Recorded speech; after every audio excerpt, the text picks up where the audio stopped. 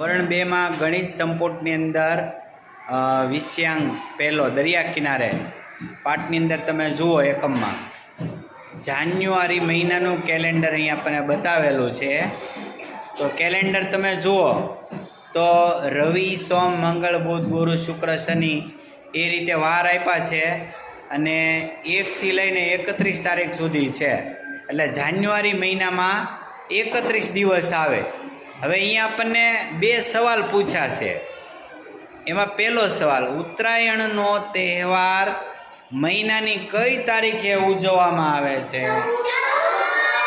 Okay, તો તમે અહીંયા જુઓ 14 તારીખ ઉત્તરાયણનો તહેવાર ઉજવવામાં આવે છે. હવે બીજો સવાલ છે, પ્રજાસત્તાક દિન મહિનાના કયા રવિવારે ઉજવવામાં આવે છે?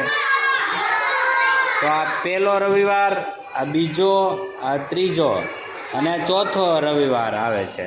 તો પ્રજાસત્તાક દિન આ કેલેન્ડરની અંદર મહિનાના ચોથા રવિવારે ઉજવવામાં આવે છે. તો તમારા 2 સવાલના જવાબ મળી ગયા. હવે તમે લખી નાખો.